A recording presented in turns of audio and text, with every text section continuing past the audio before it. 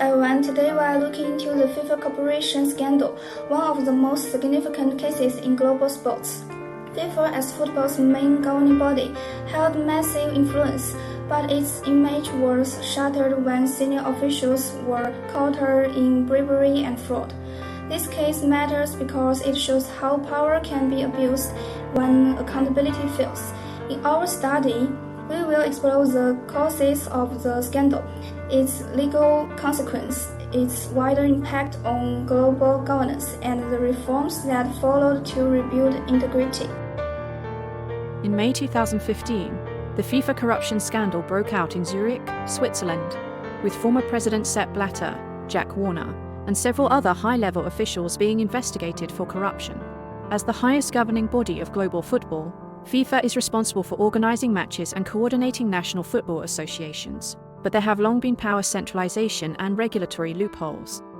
The incident originated from an investigation by the US Department of Justice, and Swiss police arrested 7 people at its request, exposing a corruption network that has been involved for over 20 years and amounts to $150 million, affecting areas such as World Cup bidding and broadcasting rights, forcing FIFA to initiate reforms. Corruption in World Cup both during the 2018 World Cup in Russia and the 2022 World Cup in Qatar. U.S. indictments allege bribery to win votes. The phenomenon of bribery for television broadcasting rights is rampant. The huge bribes enable Fox Company to open the broadcasting rights for the 2018 and 2022 World Cups in the United States. Corruption system exposed the Qatar World Cup bribery scandal is one of them, and the defendants have long used shell companies and false contracts to cover up bribes, which has seriously damaged the football. Good day everyone, I'm Vaishnavi and I'll be explaining some of the key factors that contributed to FIFA corruption scandal. Firstly, the organizational culture at FIFA created an environment which cultivated bribery, and it eventually normalized bribery to the point it became like a common and a normal habit. So as investigative journalist Andrew Jennings revealed in 2015, FIFA operated like a closed cartel where loyalty was rewarded more than integrity, and ethical concerns were largely ignored. Secondly, there was a serious lack of transparency and oversight. The ethics committee meant to prevent misconduct was either ineffective or sidelined altogether.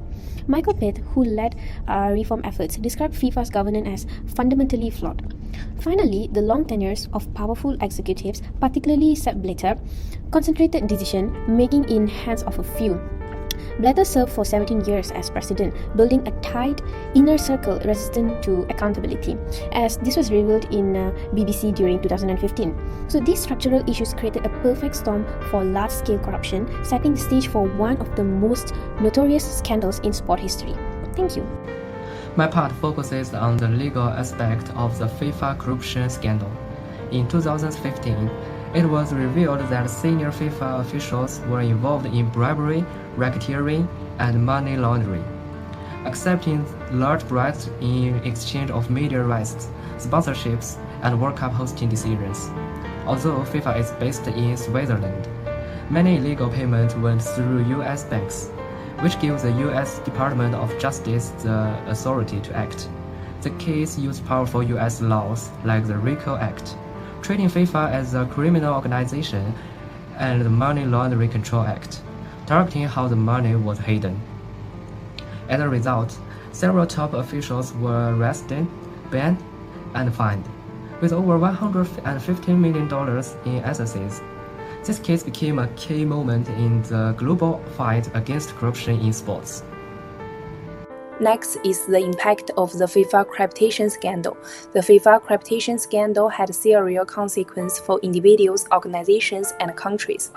Kingfingers like Sepp Blatter and Jack Warner were bound to face the legal charge for bribery and freed. Their reputations were destroyed. Blatter, once seen as a football reformer, became a symbol of corruption. At the organizational level, FIFA lost major sponsors such as Adidas and Coca-Cola, who criticized its leadership and threatened to end partnerships. Public trust also collapsed. On a global scale, the scandal raised questions about the fairness of World Cup building. Both Russian 2018 and Qatar 2022 will avoid hosting rights under suspicion, which sparked concerns about transparency and even lead to increased geopolitical tension. As a result, many governments and anti-corruption agents begin to realize how global sports bodies are regulated. After the 2015 corruption scandal, FIFA faced severe criticism and loss of public trust. In response, FIFA implemented major reforms to restore integrity and prevent future misconduct. First, they introduced term limits for the FIFA president, now kept at 3 4-year terms, to prevent power from being concentrated in one person. Second, FIFA clarified the separation of powers. The FIFA Council handles strategy, while executive operations are led by the Secretary General. This reduces the risk of centralized authority. Third, FIFA enhanced financial transparency by publishing salaries and budgets of top officials. Finally, the Independent Ethics Committee was empowered to conduct its own investigations and disciplinary actions, with external oversight to ensure fairness. While these reforms are promising, their long-term effectiveness still requires close monitoring and independent evaluation. The FIFA corruption scandals was not just a shock to the sports world, it was a wake-up call for global governance. First, it reminded us that power without oversight leads to abuse. For years, key officials acted with impunity. Second, when transparency is missing, trust disappears. FIFA's secretive operations damaged its credibility. Third, the case highlighted the power of whistleblowers and investigative journalists. Without their courage, the truth might never have surfaced. And finally, we learned that even global giants like FIFA can be held accountable. When countries work together, justice can cross borders. To sum up, this issue has shown the problem at the top of football. It's not just a few bad officials, but the whole system. Close control, poor oversight, too much power for few people, and hidden decision. All this opened the door to corruption. The results were bad. Blatter and other key leagues were charged of banner, ruining their covers. FIFA lost the trust. Big sponsors like Adidas, Coca-Cola saw their angry and might leave. Many now question if Russia and Qatar should host the World Cup. Facing this, FIFA made changes, leaving on president terms, better power tricks, open money records, and a strong litigation team.